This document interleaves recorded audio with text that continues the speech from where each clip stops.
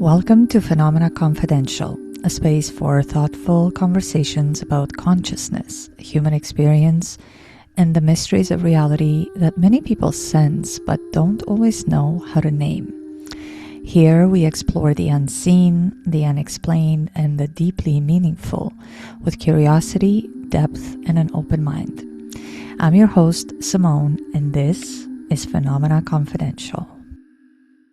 Hello, everybody, and welcome to Phenomena Confidential. This, of course, is a space for intelligent and expansive conversations about none other than consciousness itself, about the human experience, and, of course, the aspects of reality that many people sense but do not always know how to name.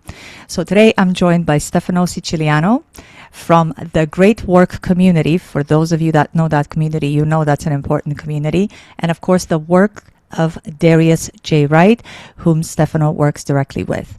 Together today, we'll explore his experiences, the consciousness work that has shaped his path, and what these phenomena may be revealing about the times we're living through right now and what that means for the collective human consciousness. Stefano, welcome to my show.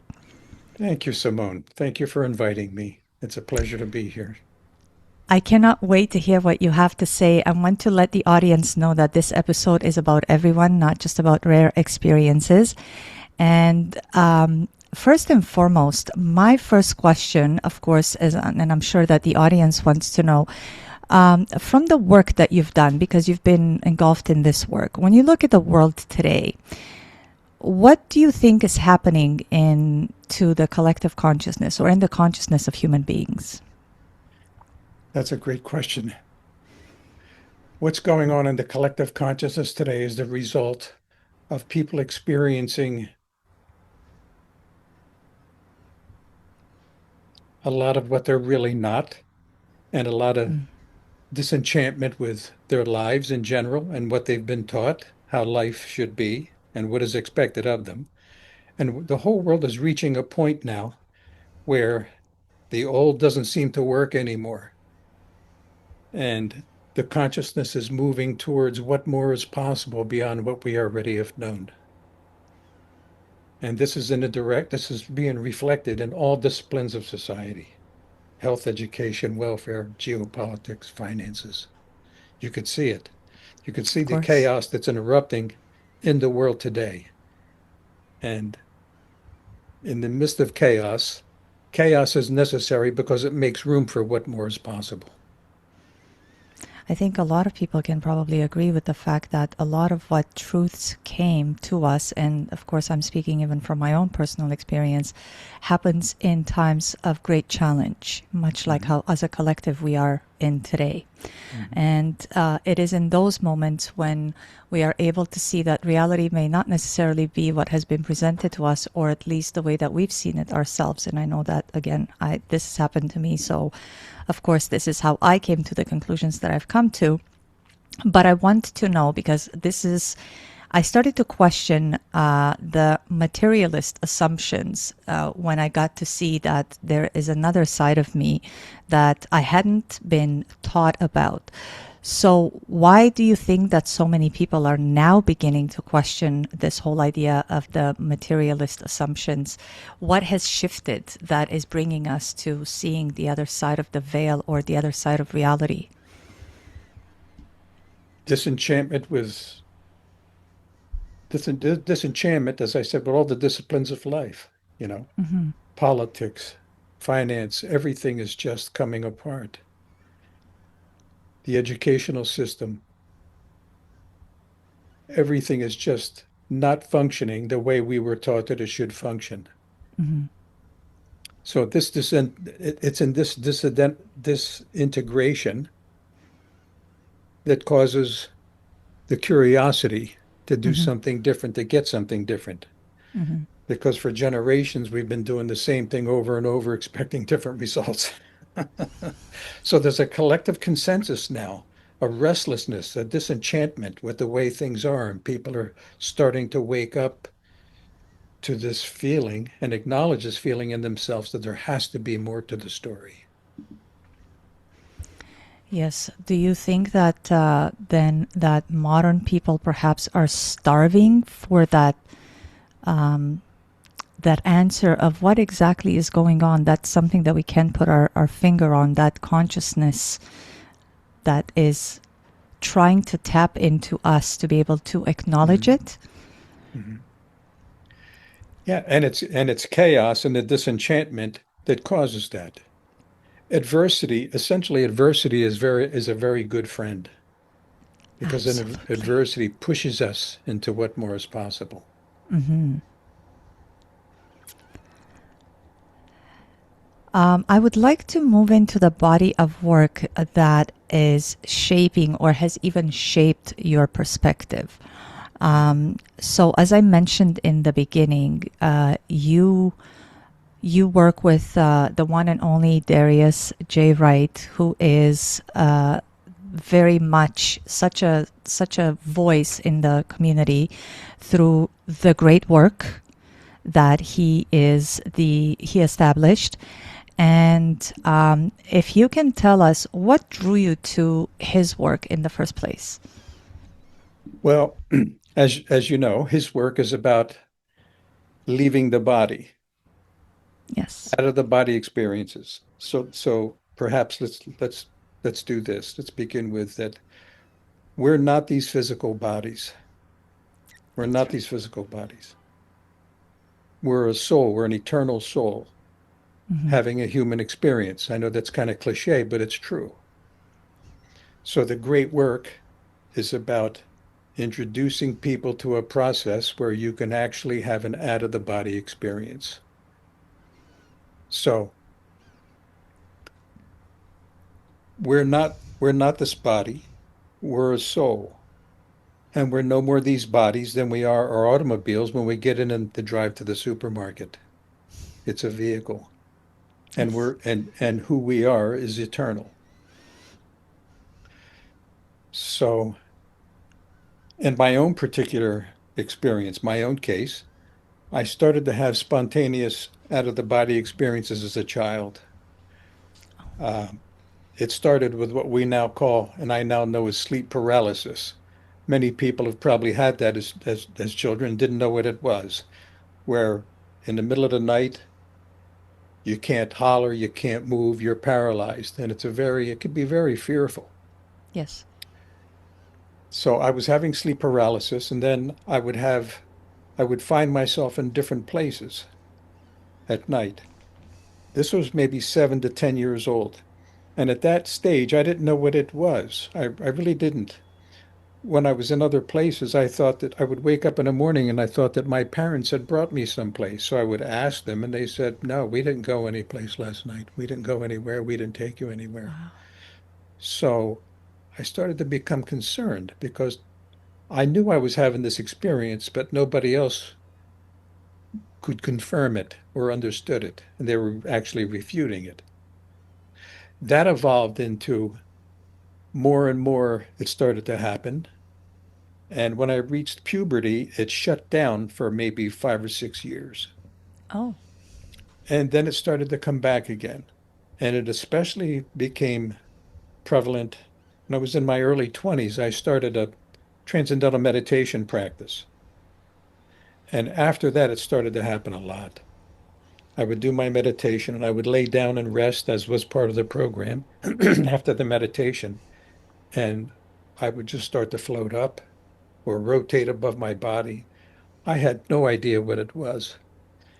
So this went on for quite a while, a number of years until it must have been sometime in my late 30s, mid to late 30s, when I found a book by Robert Monroe of the Monroe Institute, the hemisync Yes. technology, and I read his books. He had two books at the time, and I realized that this is what's happening to me.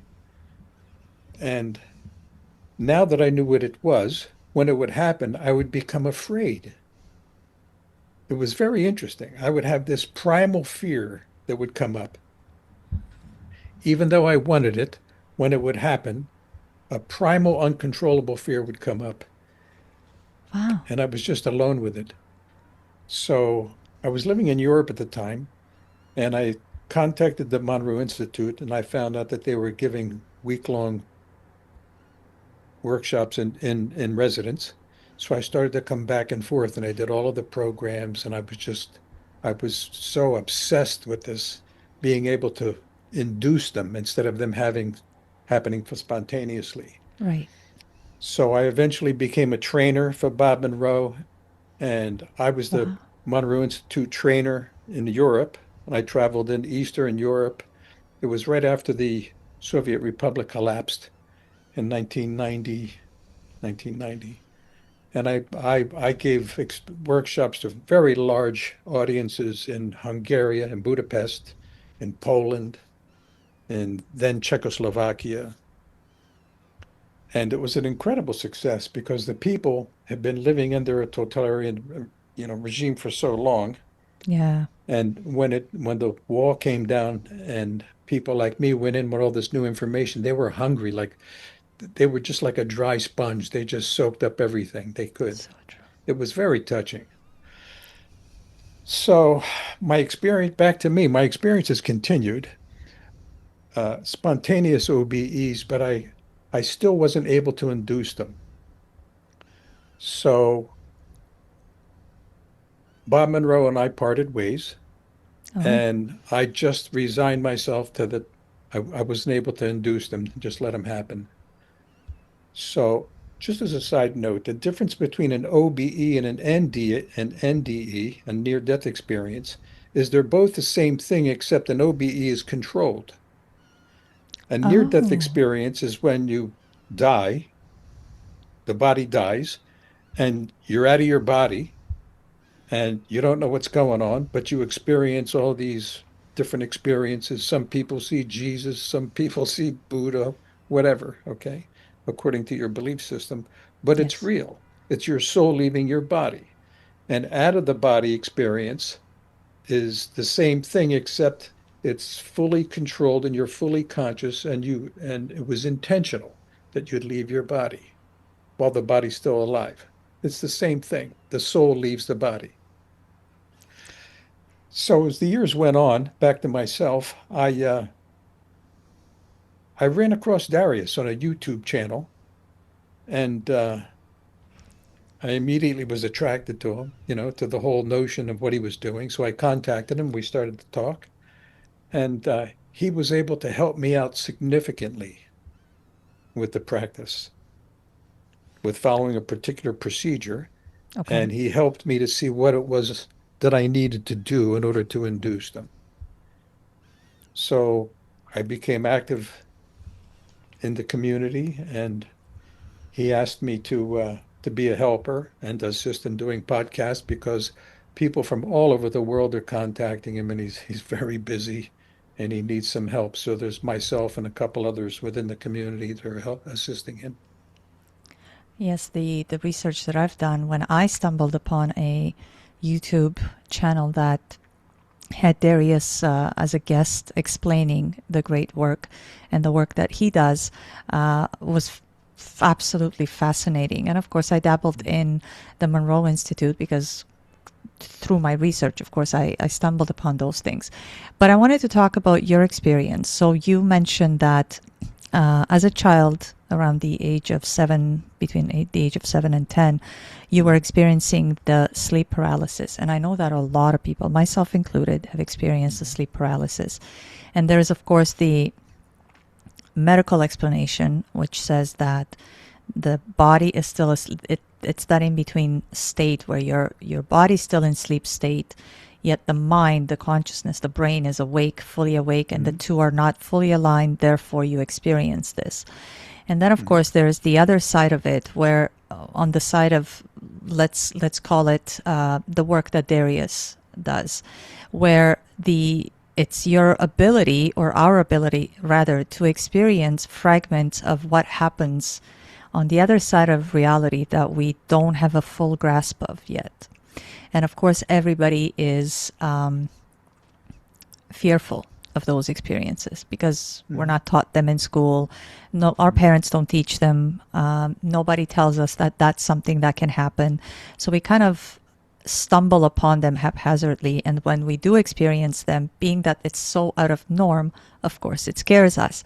But tell us, because you did say that post those things, you started to experience the OBEs, or the out of body experience, which came on, and you started questioning your parents of, hey, did we go somewhere last night? Because I went somewhere else and I don't, how did we get there? And your parents, of course, confirmed that they did not take you anywhere, and therefore it was just you leaving your body to go and experience these other places. And then they disappeared. What do you think led to them stopping so suddenly? You know, I don't know. I really don't know. Um,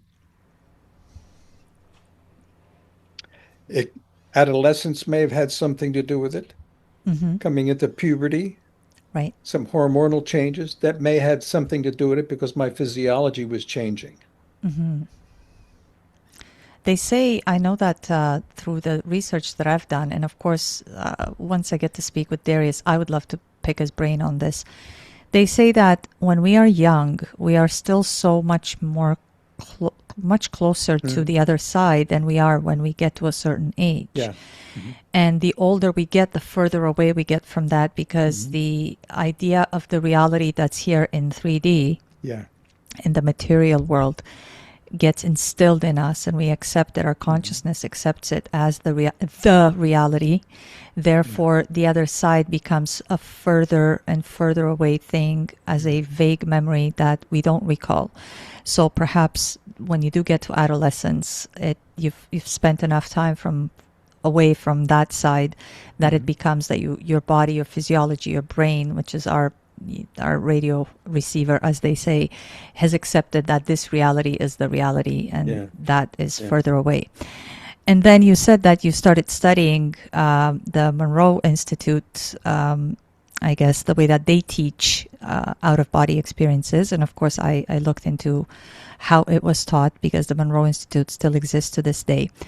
And then you were not able to do it on demand anymore. You were not able Hmm. to induce them anymore, but you did for a specific period of time. Did something happen in particular that sort of abruptly ended your ability to do so? No, even during the time that I was with Bob Monroe, I wasn't able to induce them. Oh, interesting. They were still just happening spontaneously. And that's why I became so involved with the Monroe Institute. Mm-hmm. And I was a bit disenchanted because I still wasn't able to induce them. And he couldn't help me. It just wasn't happening. What do you think was missing from the way he was teaching it?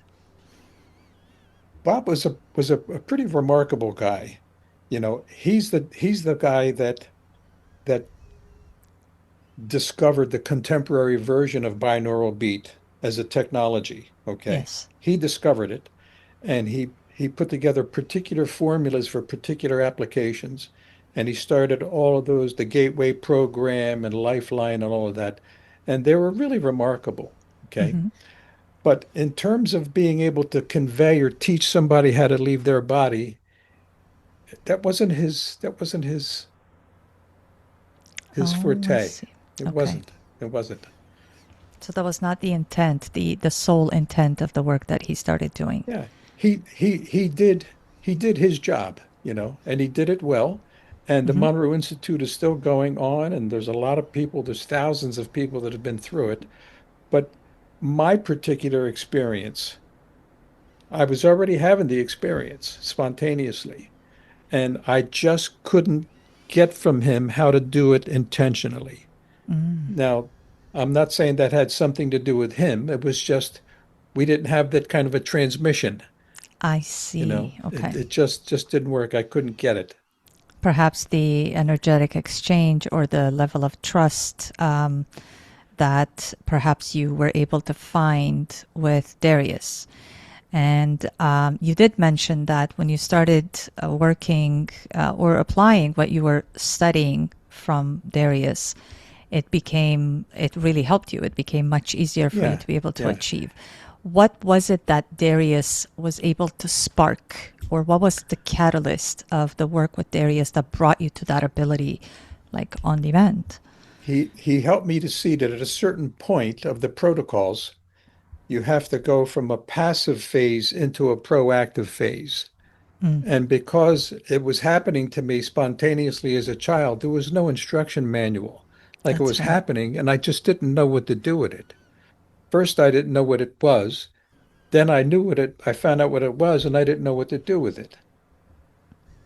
And Darius is able to show me the things that I wasn't doing that needed to be done. And that changed it. So more of a structured approach to it. And I Yeah, love how you yeah. said from a passive rather, so instead of being in a passive state of waiting for it to just come to you, you are proactive in the sense of you get engaged and involved in the work needed for that to actually happen so that you can bring it on. In a certain stage of the protocols, yes. Okay. There's a passive stage and there's a proactive stage. Okay. It's somewhat structured, somewhat, but they're just it's simple. It's not real complicated, but there's this particular procedure to the protocol.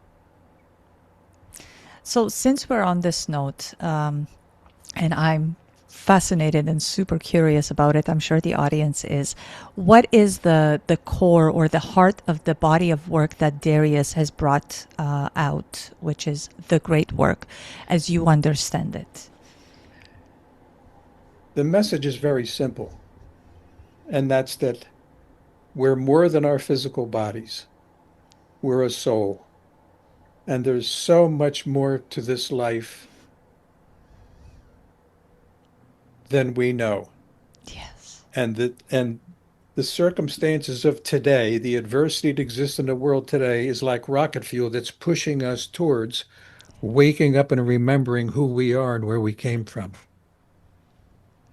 That we have inherent abilities that are beyond the mind and they're already here. And essentially, we already are who we what, who we seek to be. We already Mm-hmm. are that. We have that full potentiality. Everything that we're looking for is in us already. When we came into these bodies, into this realm, so to speak, this is the coarsest frequency right here, this realm. Yes. And and in this realm,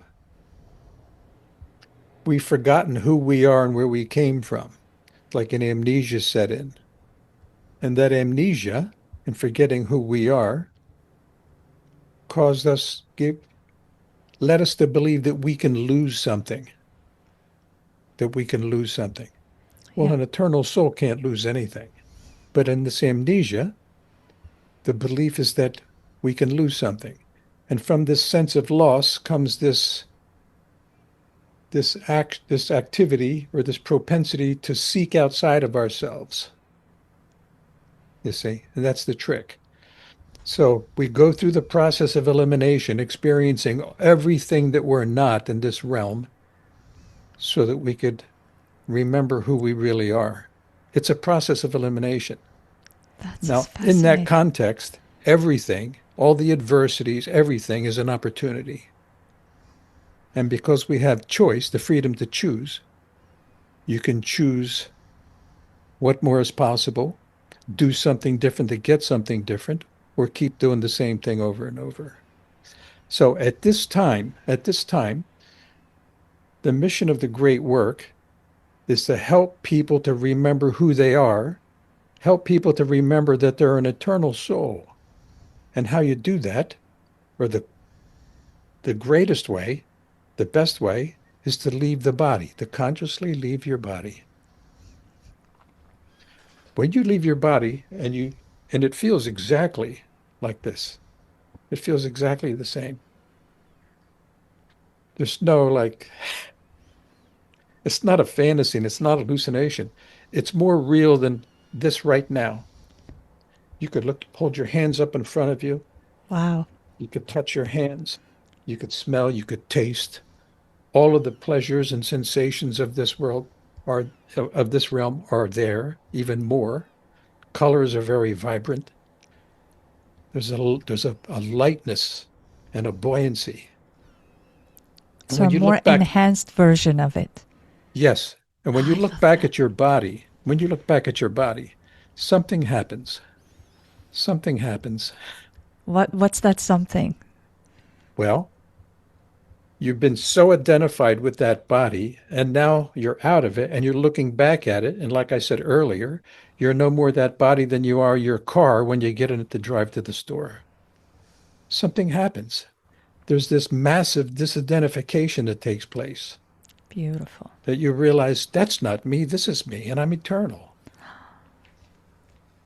So is it in those moments when you come out of your body? And I've had such an experience, but I really want the audience to hear it. When you have those experiences, does it click in that moment when you say, oh, wow, I'm so much bigger and more than just that body? Does it Yes, of make you course. realize just how grand Yes, and great you are? it's irrefutable. And Amazing. it takes an integration because when you look back at your body,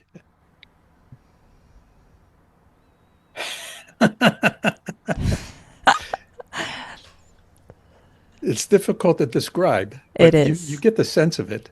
It's like Yes. it's a game changer. It's a game changer. I really want people to understand that we're limiting ourselves when we just accept that Yeah. what we see, touch, feel, and identify with our body. Because a lot of times, um, and it goes even beyond that. Certain experiences or certain behaviors that people do here in 3D, like for example, people say, "I am," so they attach the "I am," which is the identifier, the Mhm. identifying words. "I am a smoker." So they identify as the behavior they do. Yeah. Whereas, in fact, you are a soul. That's about all you are. And, Mhm. or they identify with a title. I'm a doctor. Mhm. I'm a driver. I'm a mother. I'm a father. I'm a, Yeah. cancer survivor. All you're They really saying is, I'm a Ford, I'm a Chevy, I'm a Cadillac. Pretty much, yes. So I really want people to understand that once you experience that, you Hmm. see just how limiting this realm is, and Hmm. that it's actually an honor to be able to experience this realm. But on the fact is, it's like being able to go and visit a beautiful place, a Hmm. beautiful island. You go to the island, but at the end of the day, your home base is elsewhere, just Yeah. like the soul is the soul. That's your home base. And then Mhm. it actually houses the body. And the body is something that we experience Yeah. this realm through, but it is not the experience of reality overall.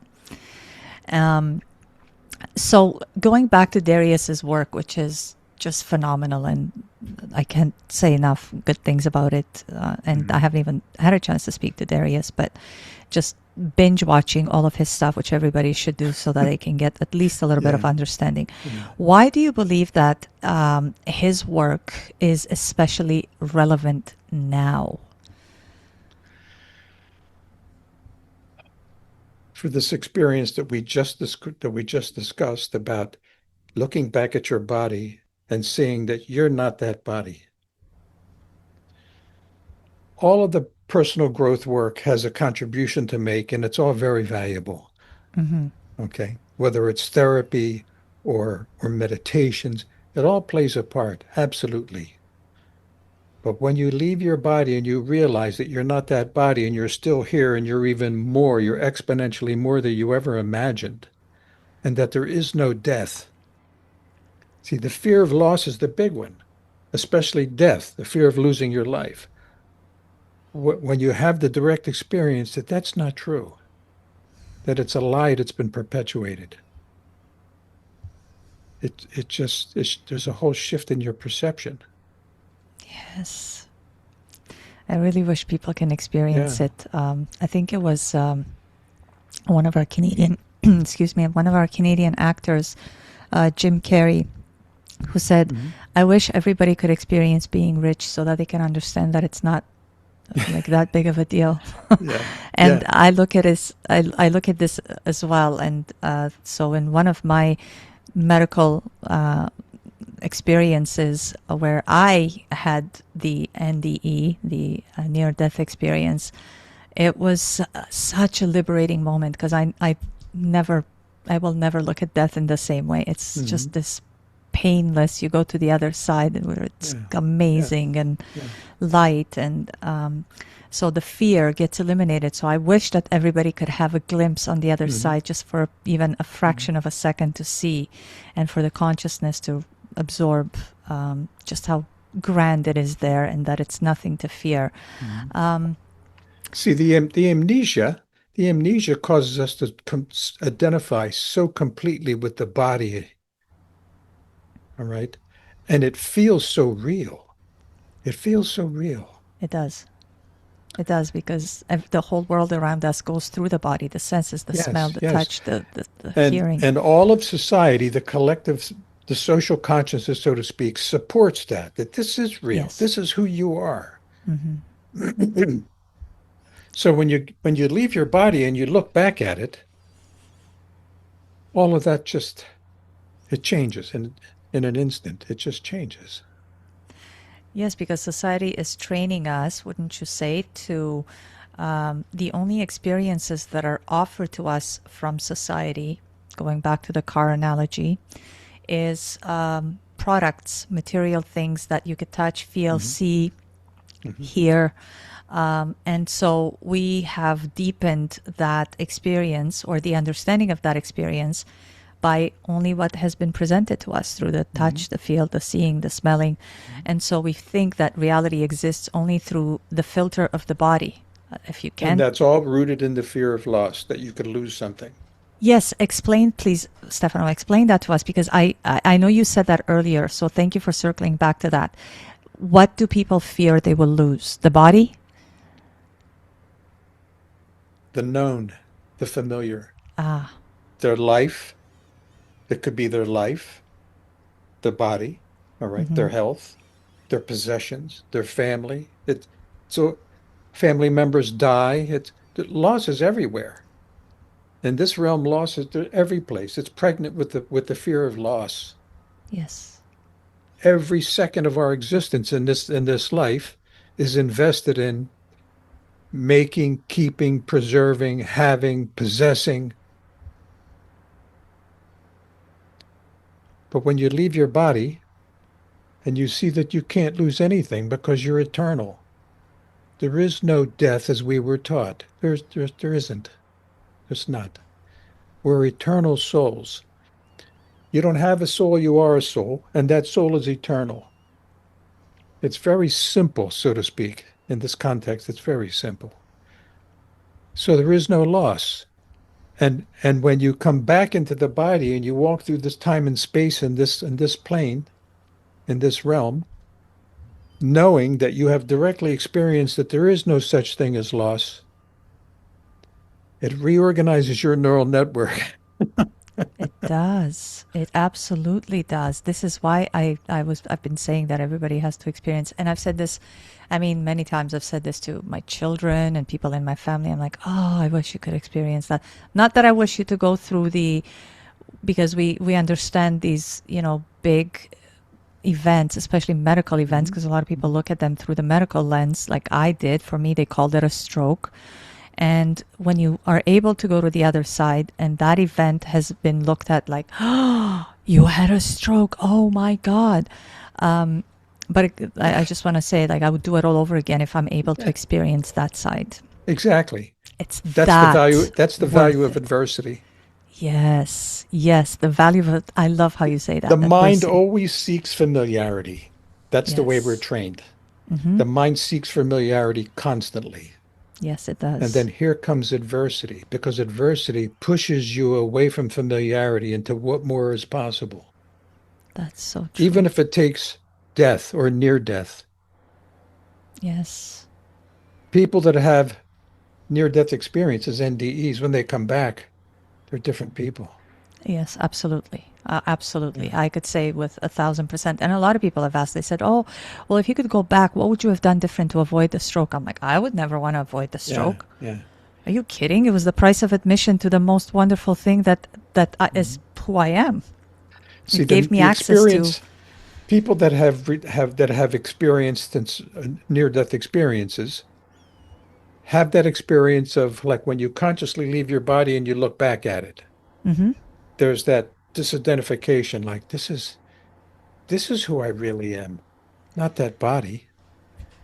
One of the most profound things that I felt in that moment, and of course, this is not about my experience, but and it's so when I started listening to, or rather watching Darius on the various podcasts that he was on, um, I remember for what seemed like an eternity, but I don't know how long it was in human time, was this profound, ineffable amount of love that I was just Hmm. suspended in love, and it was Yes, permeating every single yes. cell and fiber of my being, and I was just held, and it was Mm.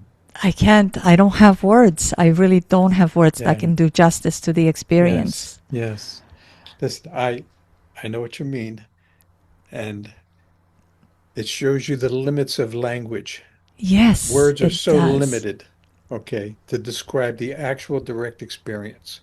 Yes. But the way I describe it in its limited way is that real love, not the love that we were taught about here in social consciousness in this realm, but real Yes. love is maximum appreciation and unconditional acceptance.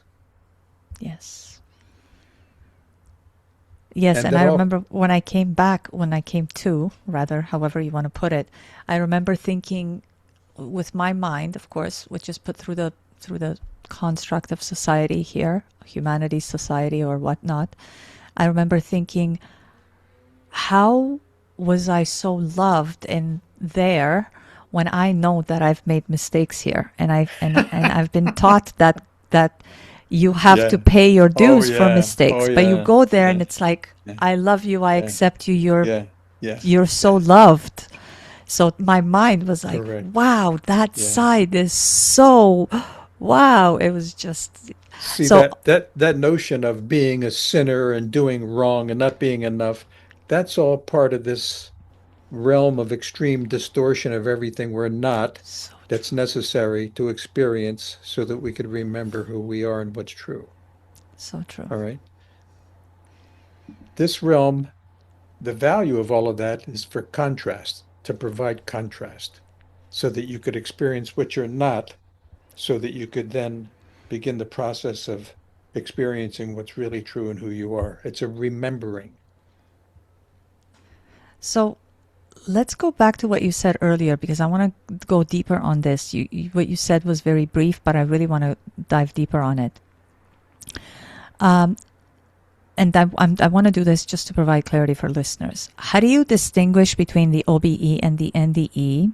And what do they have in common, and where do they differ? So people can say, oh, yeah, that happened to me. So that was an Yeah, OBE. Or, yeah, oh, I had an NDE. yeah. Explain it to us in detail so that people can understand it. Essentially, they're the same thing, except one happens when the body dies. That's a near-death experience. The body dies and the soul leaves, and you have this experience, and then the body is somehow revived or comes back to life. That's a near-death experience, an NDE. Yeah. All right. So the body dies, the soul leaves. With an OBE, the body is put into a deep, deep sleep, but there's still consciousness. So there's a conscious separation of the soul leaving the body, but the body's still alive.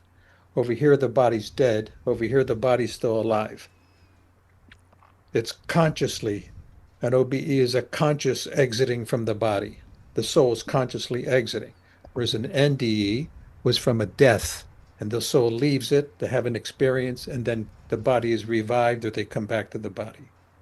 So That's the the soul distinction. reanimates it, so to speak. There's a lot of different stories. Yeah. Okay. The doctors are working, for example, trying to Yes. bring the body back to life.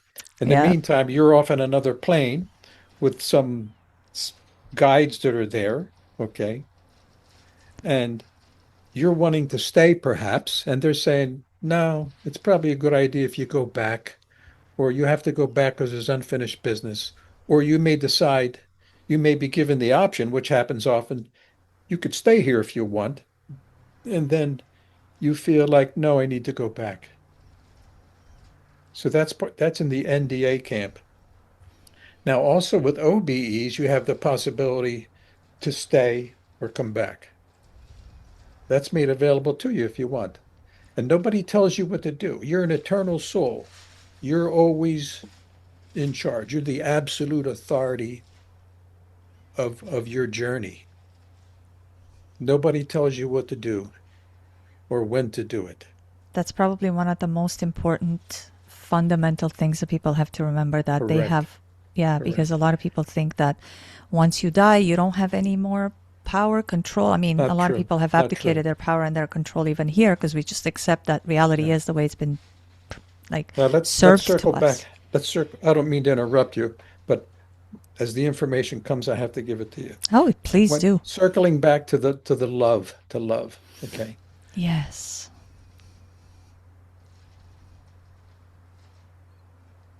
There's so much judgment here in this realm, okay, of distortions, of all these extreme distortions. So much judgment. And essentially, we're judging ourselves. Because even if somebody else judges us, that's none of our business, but we respond to it because we're already judging ourselves, you Oh, see. yes. But if you're not judging yourself, nothing will bother you.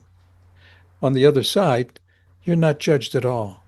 There's only That's true. complete unconditional acceptance and understanding That's and true. appreciation. All right. And that all comes from the original, the origins of creation itself. And that's another whole story. That I But would the love to have with you.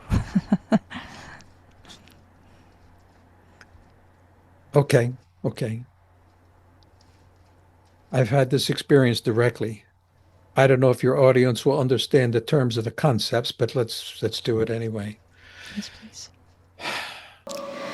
I'd like to take a quick break now to let you know that today's show is sponsored by my book, Against Medical Advice. This book is a memoir, and it tells the story of how I built my life back after suffering a stroke during my divorce. I discuss the nutritional, lifestyle, and mindset aspects that I put into practice to regain my health and rebuild my life. The book has been a labor of love, both writing it and publishing it, and I couldn't be more proud of it. Please pick up your copy from Amazon. For your very own signed copy, my email address is simone@simonegissondi.com. Oh, and I'd really appreciate it if you'd please consider leaving a review once you've read the book. And now, back to the show.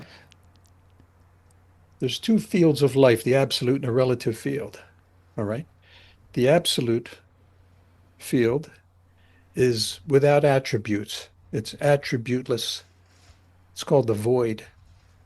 In quantum physics, it's called the quantum field. Mhm.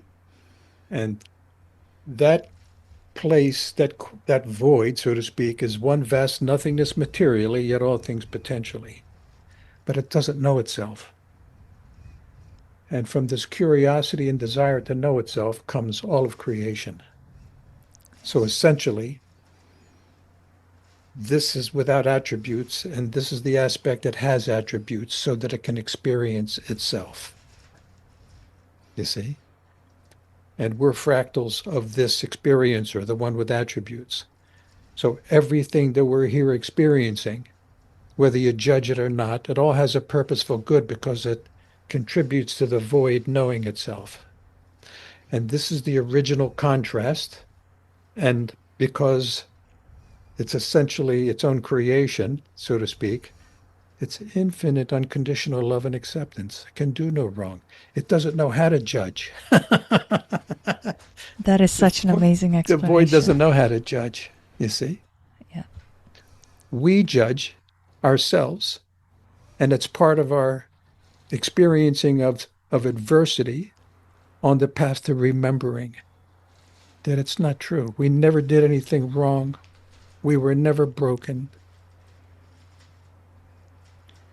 Why do we judge though? Why do we judge ourselves and others? Who taught us that, and what was the catalyst of this judgment from the The beginning of amnesia when time? we came into this plane, the amnesia that I spoke of earlier. Okay.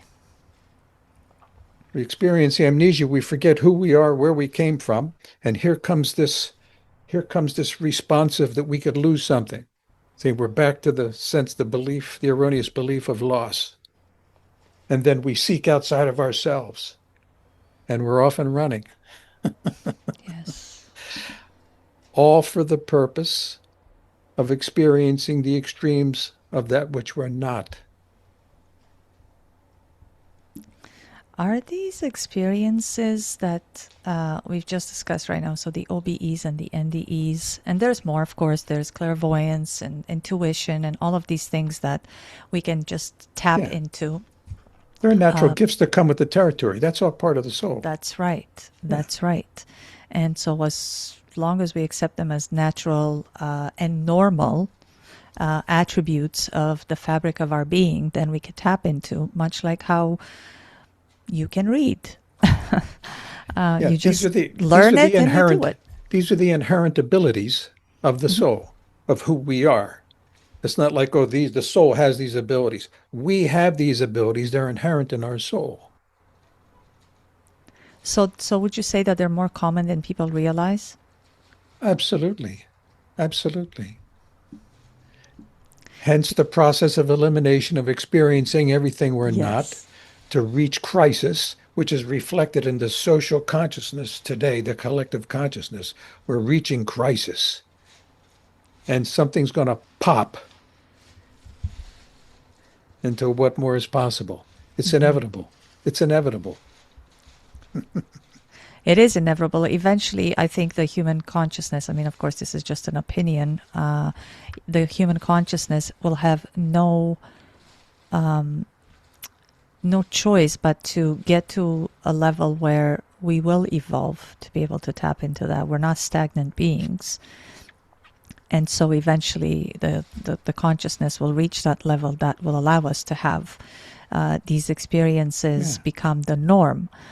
Um, and on that note, would you say that there are other experiences adjacent to these or in line with these that we've just discussed that perhaps deserve to be brought to light, or at least deserve um, more question, more inquiry, such as dreams? A lot of people say, what do we dream and where do we go Ah, when we dream?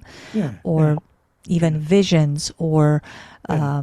intuitive knowing, ghosts, Yeah. apparitions, spirits, Mhm. beings, and I was at a retreat where people were saying that there were other beings in the room with us, Mhm.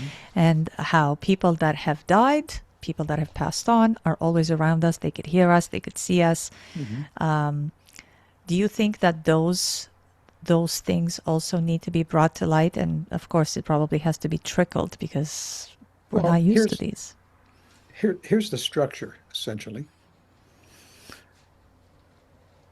Every night when we go to sleep, the soul leaves the body. Every night. Yeah. Dreams, lucid dreams, fully conscious out of the bodies. In every case, the soul is out of the body. It's just different degrees of consciousness. So when we dream at night, the soul's out of the body, but there's a minimal amount of consciousness there. And what we're experiencing is what's called this dimensional space that's right around us. It's the immediate territory around us, and it's packed with our belief systems. So you have all these crazy dreams. That's just part of your belief system, the belief system territory, so to speak. It's called dimensional space, we call it. When there's more consciousness, when you're out of the body, when the soul's out of the body at night, you'll experience lucid dreams. It's like when you're awake in a dream and you could actually change the dream, make choices in the dream. That's because there's more consciousness. And then beyond that, when there's full consciousness, is a full out of the body experience where you're fully awake, you're fully conscious, and you're out of your body. No dreams, nothing, just totally awake. And are we able to choose what level of that we experience, especially in the work that you do with Darius? So the purpose of awakening to your dormant abilities and remembering that you're an eternal soul gives you access to all of that. And you're able to choose. You could say, I want to do lucid. If you want to have dreams, you could have dreams, but why would you want to dream if you could be out of your body and go to other heavens? I would suppose because many people are probably approach it with fear and they want to get a little bit of Yes, a yeah, teaser yeah. to say, okay, well, if this is safe, then I will get the Well, courage see, to go to the next one. that's part of the practice itself, where Right. you're practicing. And it's different for everybody. Somebody will have results like within weeks. Other people could take 6 months, 10 months, a year. It's different for everybody, but it's inevitable. And in the practice, you'll experience, I mean, you're not alone because there's guides around us all the time. Yes. The hooded ones are around us all the time, and they're there lovingly there to assist you. They can't interfere. You could ask for help, but you're an eternal soul. They're just there to kind of, and they're your friends, and we know them from another place. And of course, because we're so identified with this body mind and this realm, that when something like that happens, it can be startling at first. Yeah. So the biggest stumbling block in this work is fear. Fear. And what is it fear of? It's fear of leaving the familiar. As I said earlier, the mind always seeks familiarity. We're addicted to it and we don't know it. It's just normal life. So as we start to lean into that fear and to get over it, and it's a process because the more familiar you become with the process and having experiences and leaving your body, as it becomes more familiar, there's more trust and more safety, and the fear begins to diminish. And there's plenty of support in the community, and everybody's there to support one another. So yeah, Which is important. And yeah, as there's you as plenty of you're support. explaining this, I just wanted to let people know that as humans, we actually practice this fear in every facet of our life. Like even when we we fear just how powerful we are, so we're separate from even when we're talking about, let's put aside the other side of reality, but when we don't know just how fast we can run, or we don't know just how much weight we could lift in a gym, and we don't know how great we're going to feel when we eat certain things. We don't know how, if we were to leave something behind, but we don't want to because that's familiar. Even though if we take a chance, once we leave that behind, on that side, it's so much Yeah. better. And we learn something new, but it's the Yeah. unknown in the moment right now. Yeah. See, what you're describing is doing the same thing over and over, expecting different results.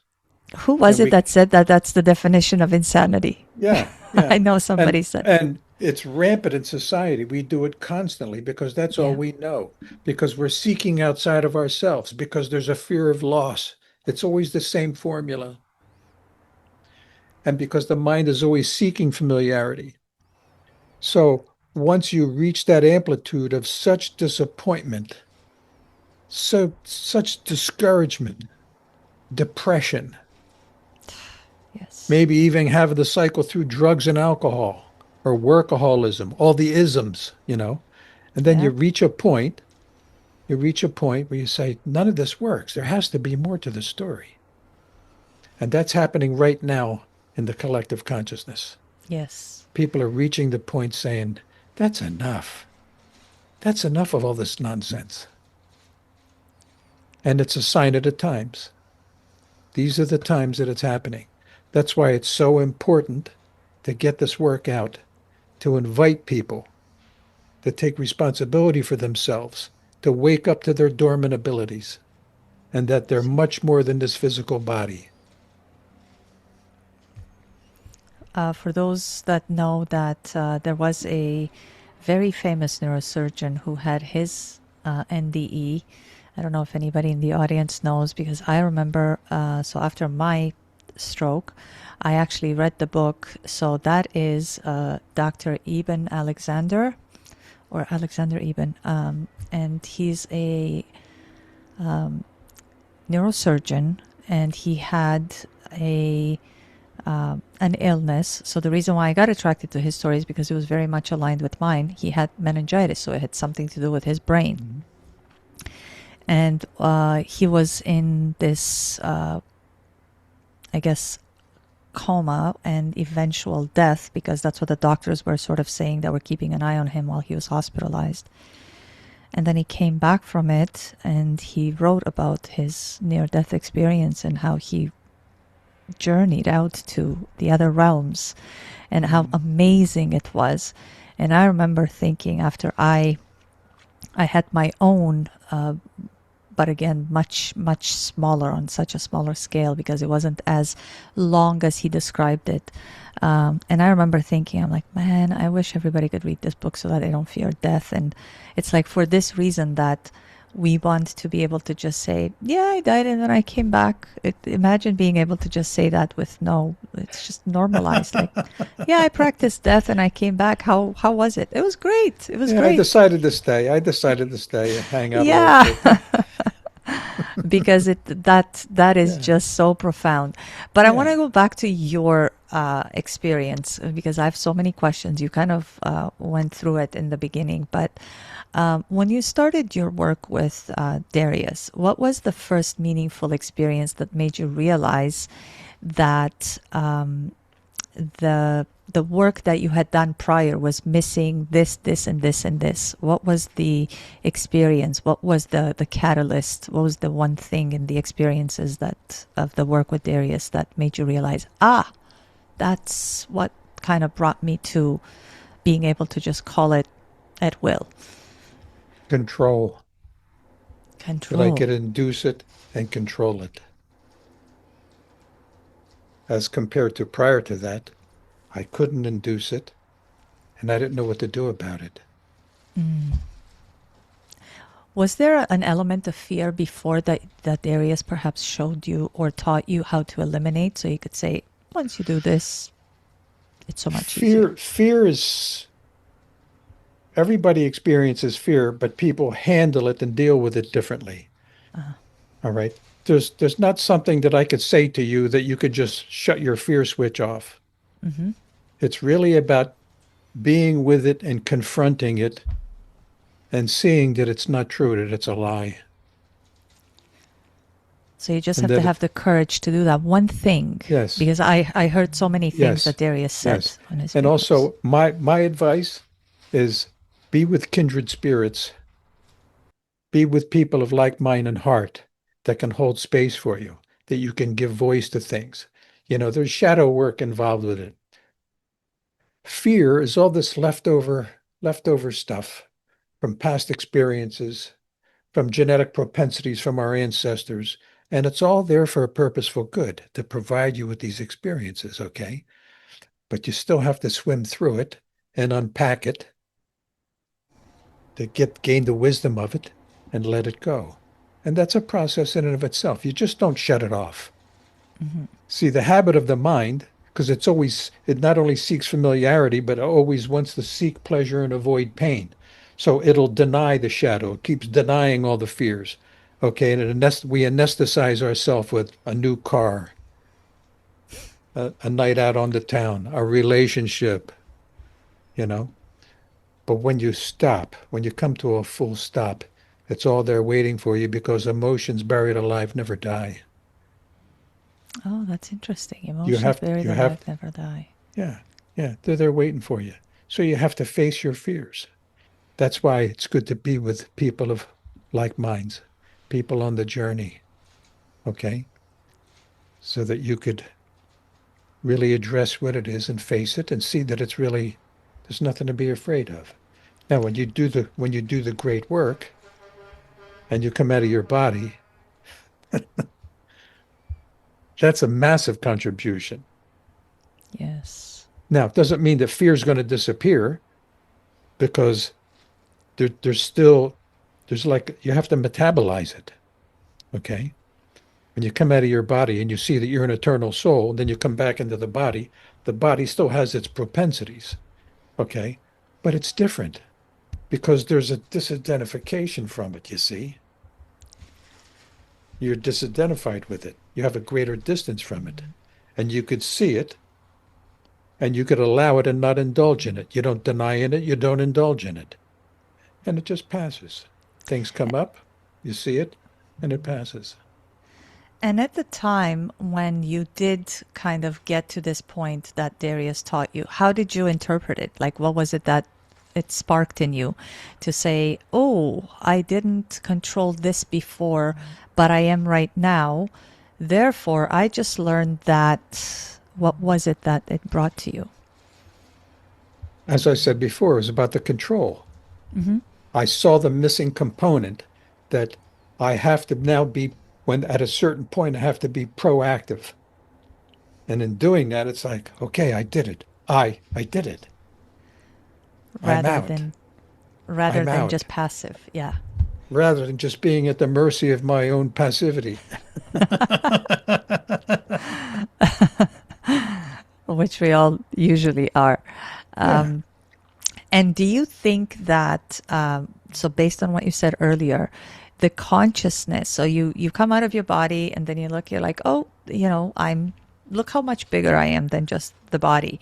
Does the consciousness also accumulate a knowledge, a wisdom, something that when you do approach it next time, it's more familiar ground? You Mhm. have less fear because you've already kind of had a taste of it, so that you're not going to go in again saying, oh, I have to do that same thing again. Does your Yeah. consciousness now Yeah. say, no, no, no, been there and I know how to approach it better now, even if Yes, it's and a here's fraction? yes, and here's why. Every time you leave your body and you come back, you bring something, an expansiveness with you. You bring something with you. Ah, You're opening up okay. channels. Okay. You're Beautiful. unlocking your inherent abilities. Beautiful. Oftentimes, when I talk to people, I could hear what they're saying and I hear what they're not saying. I could feel it. Mm-hmm. I'll think about somebody and the phone rings. That happens a lot. And there's no trying, there's no effort. It just happens. I Or know that that happens. somebody's talking to me and they're trying to explain something, and I end up explaining it to them because I know what they're saying, but they can't articulate it. Yes. These are inherent abilities. And the more you leave your body, you bring that back. You start to open up this channel to this greater, to who you already are. That's this remembering, you see. It's an expansive experience. That's what the remembering is. It's not like, oh, I'm that. Oh, I live in the United States. No, it's a remembering of who you already are before there's any thought about it. Yes. And would you say, I just want people to know like the full spectrum of this. So I apologize if I'm intruding in so many personal things, but what did it feel like for you, let's say emotionally, spiritually, psychologically? How can someone expect that it could happen? I know it's unique to each individual, but overarchingly. What did I experience? Yeah, emotionally, psychologically, Well, you spiritually. have to consider now that there's people that they'll have, for the first time they'll do the protocols and they'll have an out of body experience. So that's Yeah. their experience. My experience is that I've been having this experience since I was about 7 or 8 years old. Hmm. So I've been familiar with the territory. I just wasn't clear what it was. I didn't know how to do it, and I didn't know what to do with it.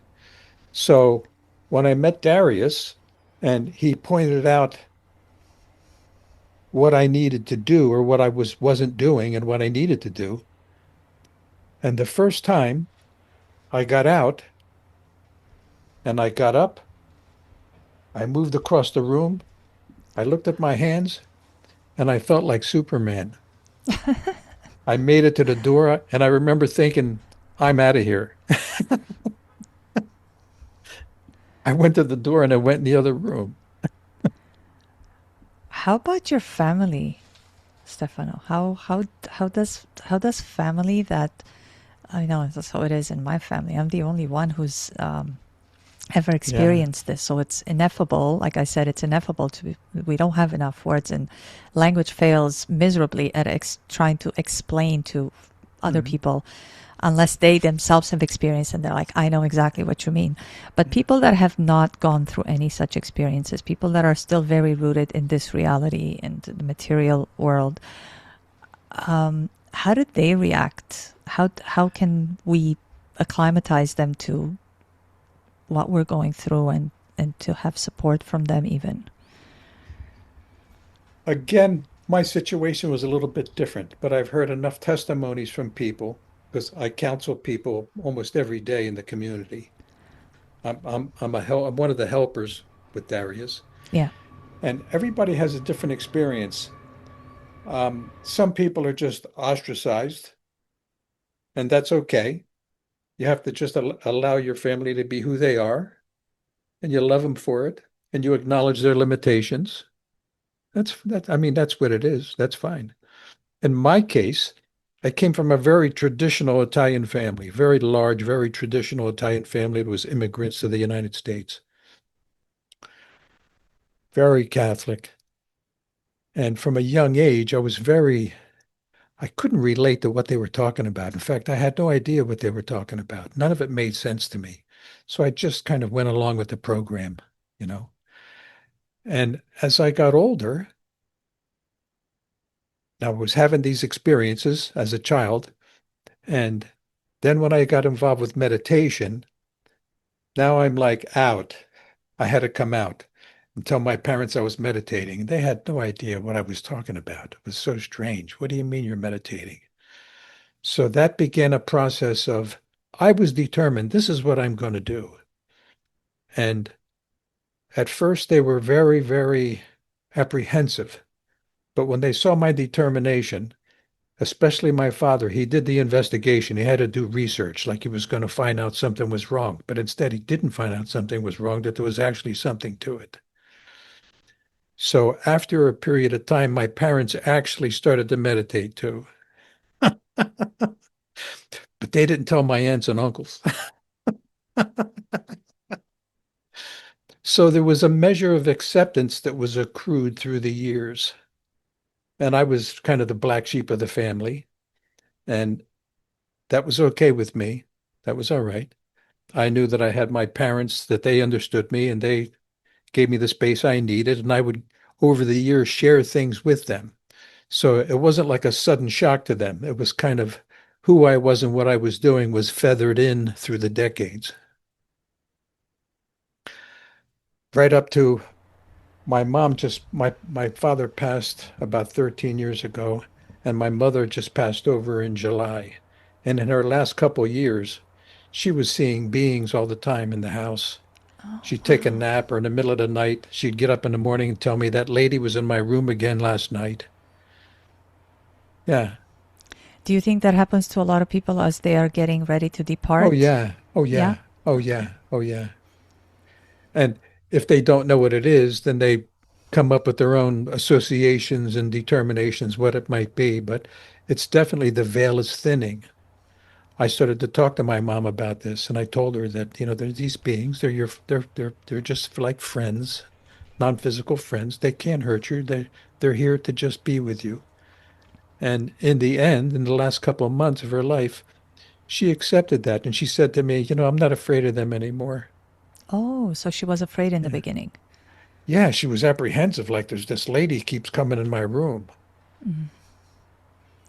Because most people that I've spoken with about this particular thing, they say, yeah, my mom or my dad was talking about these beings, but they were just so at peace with it. It's like, Yeah, and I yeah, and we would have the conversation. I would say yeah, it's probably because those beings announce themselves, what they're here yeah, for, to help them with the yeah. transition, that the transition is imminent, perhaps, and then the person seeing this other being come on a consistent basis, they just become familiar with it, Hmm.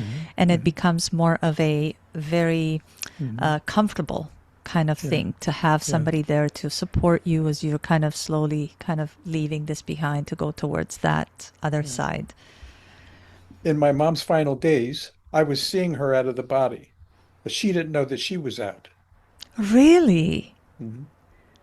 Yeah. Oh, wow. Is there do you think that people do that and are not aware in today's day and age? Absolutely. The soul leaves the body every night. During the time that we sleep, yes. So was this when your mom was sleeping? Yeah, in the middle of the night. I'm sorry. Yeah, in the middle of the Okay, night. okay, Yeah. okay. So you would My see my her mom kind of was roaming my around. mom was 97. She could God barely bless. walk. She was on oxygen. And in the middle of the night, she comes in my room and she walks right by my bed, goes to the window, and she says, "Somebody's in the yard." And I got up and I said, "It's okay, Mom. Nobody's in the yard. All right." I was her caretaker for the last 10 years, 12 years of her life. So I got up and I walked her to the door. I said, "It's okay, go back to bed." And I'm not thinking she's walking. I didn't think that. And then when I brought her to the door, I realized I'm out. I looked at my hands. I thought, I'm out. And so is she, and she doesn't know it. Oh, that's so beautiful. This is the kind of stuff you want to see on camera so people can believe in it. Oh, it's so beautiful. Yeah, So, so beautiful. These kind of things that are just the reality of life. yeah. I It's wanted to it's know. it's important to reemphasize at this point, Simone, for your audience, is that there is no death. Yeah, There is no, I don't care what your belief system is, yeah. whether you deny it, it doesn't matter. None of that matters. The reality is you're an eternal soul and there is no death, period. And there's nobody that's judging you. You're not going to have to go through purgatory and hell. All of that is like, that's all religious jargon, okay, for their own reasons.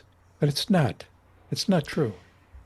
Yeah, one of the things that I had this conversation with somebody not too long ago, and I said, religion has kind of tried to broker our relationship with our creator, the Exactly. divine, God, whoever you want to call it, Yeah. the source. Um, but that relationship is so unique and is so Hmm. personal, Hmm. and there is no God that loves all his children, but then punishes them and he Correct. sends Yeah. them to Yeah. hell and to sin and to. Yeah. There is none of that. There just isn't. And people always ask me like, how do you know for sure? And it's I just feel like that experience that I had when I had the stroke was Hmm. so.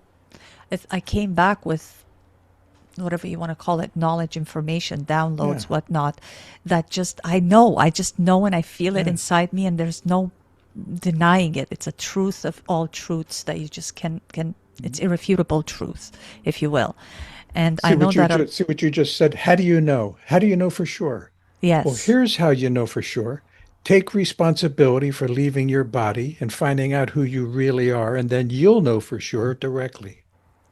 yes, There's no to have an intellectual discussion. It's like they're just when they say, "How do you know for sure?" There's that fear of loss, you see. yes, yes, yes, yes, yes. How do you know for sure? My next question was, and I wonder if it's what you said earlier, um, because as we're headed towards more people having these experiences, of course, there are great people like Darius who are bringing his work, the great work, to surface for people to be able to study. Um, what do you think that we are asked to confront as a humanity right now? Who we really are. Yes, That's why we're here. Everything yes. else is just secondary. We're here for one reason, to remember who we are and where we came from, period. So would you say that it's to finally come to see that we are a soul, not the Yes, body, not the yes, the name that we were given, not the race yes, that we were given, or the yes. you're black, you're white, you're purple, you're gay, you're Correct, straight, you're correct, monogamous, you're not, blah blah blah, all correct, of that. correct. They're all distortions. They're Noise, all as this, I call it. they're I always just say they're that's just just noise. distractions and distortions, Yeah. which is serves a purposeful good. Um, And do you think that all of this is becoming more visible to all of us? Um, and of course, even the construct of age, because some people say, oh, well, I was 57 when I started to realize, or I was 57 when I had my spiritual experience, and yet you said that you were 7 or 8. And so, does age have anything to do with it? Does it become more visible to people when they reach a certain threshold? Or is it that their perception of the world or the world view, when it starts to break down, because there were people back in the 70s who were saying stuff. There were people in the 60s. There were people who were channeling other, I guess, entities, if you will, in times when all of what we're talking about right now is unheard of. And is it because the world that we know, the reality that has been constructed, is just no longer able to be propped up, so it's falling apart and people are just Yeah, starting to see it? Or yeah. is it that people are just ready? It's a combination of both. The people are ready because of the way it's structured. It's reaching a crisis point. It's like chaos theory. In chaos theory, when a system reaches its maximum potentiality and it gets into crisis, it starts to implode on itself. Yep. And when it reaches complete entropy, it escapes to a higher level and reorganizes. So that's where we are right now. The world Yeah, is at that yeah, level yeah. This is and finished. it's This is just finished. disintegrating. Yes, yes, This is yes. finished. I mean, and the evidence is everywhere. And if you take a step back, if people take a step back and look at it, you could see it. The whole system in and of itself has run its course, and we're ready for an escape and a reorganization on a higher level. Hmm. But when you get so close to the screen, when you're real close to the screen, all you see is like isolated conflicts. And oh my God, what's the sense of being here? There's no end to the nonsense. Well, in a sense, that's true, but there's a purposeful good behind it. And there's a particular direction that it's going in. So, in that regard, what kind of humans, if we could call them that, so we are going to ascend, we're going to come, we've been asked to face the fact that we are souls, we're not the body, that we have like been identified, our biology.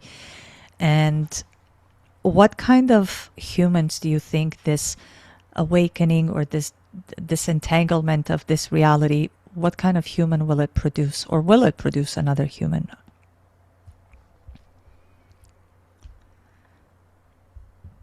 It'll be a human experience without the limitations. So a which limitless human. which perhaps could have been the original design Mhm.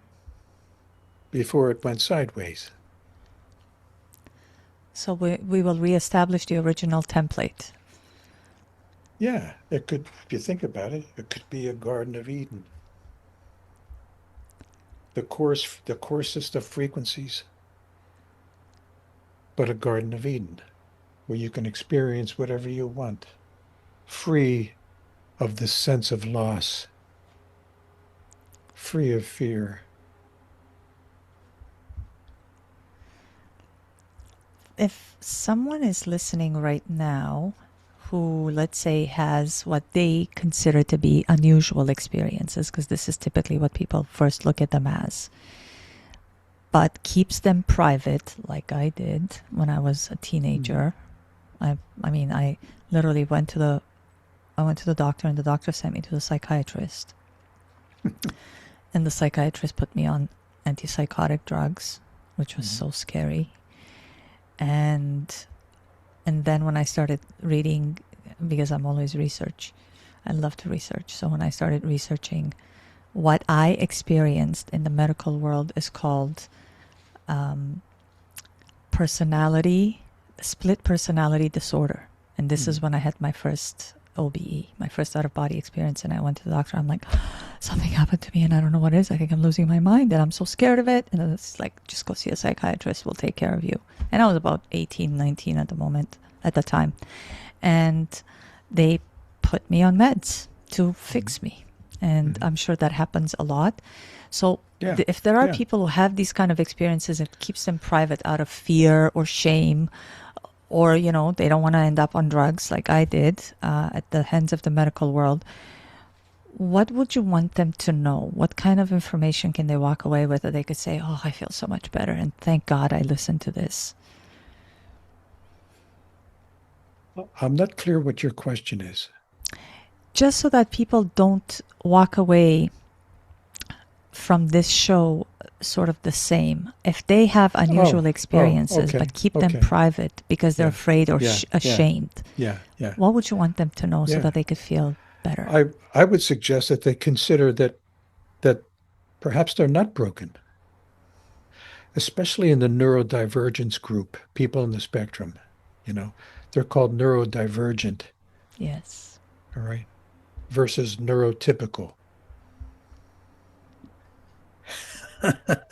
I know a lot of neurodivergent people, and they're very Yes. special people. Yes. And they have to deal with this stigma that they don't, this stigma of social consciousness that they need special care because they're the special needs group. It's the social consciousness is dysfunctional. So you, in addition to what your question, a lot of people experience sleep paralysis but have no idea what it is. Yeah, Sleep tell us about paralysis that. is the gateway. Sleep Ah, paralysis is a gateway. A lot of people have it or had it when they were children and it just blocked it out. They didn't know what it was. It's the gateway. It's the soul leaving their body, and there's enough consciousness there. Okay. You're trying to holler and you can't. You're trying to move and you can't because you're fully awake. There's full consciousness, but the body is completely asleep. yep. You see? The target is mind awake, body asleep. Hmm. And that's when you can leave. And this is what the great work is. It's a protocol that cultivates mind awake, body asleep so that you can choose, you be proactive to leave. And so if you find yourself, as I have many times, I found myself in sleep paralysis, and it always felt like there was somebody there with me. Mm-hmm. And of course, for those that are listening, sleep paralysis is literally the way that you obviously described it, Stefano, but also for people to know, if you do research, you feel paralyzed, as in you cannot move anything, Mm-hmm. you cannot speak, you're literally paralyzed, but your consciousness, you're there, you're aware, you know where you are, what room you're in, and what's happening. You may try to move, you can't. I know I did. I tried to. My mind was saying, put your hand on the bed and push so that you can get to the other, like you could turn over. Mm-hmm. And there was no way you could do that. You can't. Mm-hmm. So you said that this is the gateway to the OBE, Yeah. to the out of body. What has to happen there that can make you Okay. leap to become out of body? Because Let me you're in the clarify. body and you're paralyzed. I need to clarify something. I said a lot of people have sleep paralysis. Everybody has sleep paralysis every night when you go to sleep. It's just that there's no consciousness there. Ah, What I you're not meant, aware, in other words. what I meant was you're not aware of it, or some people experience it consciously. But every night we have sleep paralysis because the body goes to sleep. So your question about what do? You practice the protocols of the great work. Okay, That's what the excellent. protocols are. That's what the protocols Excellent. are. It's a Excellent. step-by-step procedure. Excellent. Shows you And how to does the do that. great work, Stefano, teach you how to also induce a sleep paralysis episode? Yes, yes. Excellent. Oh, yeah. Okay. Oh, yeah. It's from A to Z. Okay, excellent. No, this is really great because I know that people are going to Yeah, now that we've shed light on yeah, it, when yeah. it happens spontaneously. And I literally just had this conversation with someone about 2 days ago. Younger girl, she's in her 20s and she's experiencing it. And so I want people to know that if this is something that you can actually will, or you can actually induce, you can actually do at will. It's not Yes. something that is, something that falls out of the sky and happens to you and it's so Correct. terrible. Correct. Correct. So I really want to leave the listeners with that. Yes. Is there anything else? Is there like, what invitation would you leave the listeners with today from this conversation if you had to pick one thing and one thing only? My invitation is the invitation of the great work. And that's it. If you're interested, if you resonate with this, take the responsibility to go to Darius's website, dariusjrice.com, read the mission statement, and make a contribution. You're invited to make a contribution to what's going on with the great work, which is for as many people as possible to learn how to leave their bodies consciously. I want for those that are listening, and if you've been sort of if you've come to this show because you have had experiences that seem to be outside the realm of what we've been conditioned to think is normal. So these experiences, such as what we've discussed on this show today, perhaps it's an invitation from the other side or from your higher self or from your soul that you are ready Absolutely. and that it Absolutely. is time for you to seek. And if you will Yes. allow me, Stefano, I would like to read Darius's mission because it is Please do. so beautiful. Yeah, please do. Um, so on his website, and I'm gonna have this in the show notes, but it's Darius DARIUSJ, right? WRIGHT.com. And the mission. You have been away far too long and have forgotten your home. This is why you fear. That alone is just so profound. Mm, And then he goes on and he says, my mission is to awaken the consciousness of this realm, guiding each soul to remember its eternal nature, its origin, and the home it has forgotten. The great work is the path of awakening to the other side, and awakening the dormant abilities that we all have within us. So, my friends, that is the invitation to go and just explore. It is, I promise you, even from my very limited, because most of my experiences have been very spontaneous, but it is going to be giving you a glimpse as to not only who you are, but the purpose of life. mm, And it's going to let you see life through a completely different lens that is so much bigger than the minuscule little lens that we have been handed within humanity's society, culture, and every single limitation that has been put on us through the many things such as education and religion and all other yeah. things. And even going back to what we discussed about love, I mean, love between even romantic love has been sort of prescribed by Hollywood in movies, and we just try to Mm, apply that template when in fact it's so broken and not appropriate. So, thank you so much, Stefano. This has been such a yeah. rich conversation. Yeah. Because I think that what we've done here is not try to sensationalize the subject, but rather humanize them. I really want to humanize them so that people can Mm, understand it is part of their being, the fabric of our being, and it is for us to explore and experience. And I want to remind people that reality may, actually not may, but rather is wider, deeper, and so much more grander and more intimate than we've been taught and led to believe. mm. So the invitation is to go and experience the great work. Any closing remarks from you, Stefano, that we can leave the Yeah. listeners Yeah. with? I would just reinforce basically what you said, and that is that once you leave your body and you realize you're an eternal soul, your whole purpose and value is revealed to you. And that is, there is not, like I said to everybody, for me, I would do the stroke 1,000 times again if I can have that feeling that I felt on the other side Mhm. just one more You time. will. You will. And I will, You'll have definitely. it many times, not just one more time. Definitely, definitely. And I really want everybody to experience that because it's just so profound. Well, thank you so much for this conversation. We would love to have you back. If there are any other things, perhaps you and I could stay in touch and you can let me know Sure, if there have been any other experiences that you could come and inform our audience about. But in the meantime, my friends, please check out dariusjwright.com and learn about the great work. I will have all the information in the notes, and please reach out to me if you have any more questions. Thank you so much for tuning in, and we will see you in the next episode. Thank you, Simone. It's been an honor. Thank you for the invite. This has been Phenomena Confidential. If this conversation stirred something in you, a question, a recognition, or a deeper curiosity about the nature of reality, then perhaps it opened exactly what it was meant to. I'm the host, Simone. Thank you so much for listening. If you've enjoyed this episode, please subscribe, share it with someone who's drawn to these kind of conversations, and come back for the next one.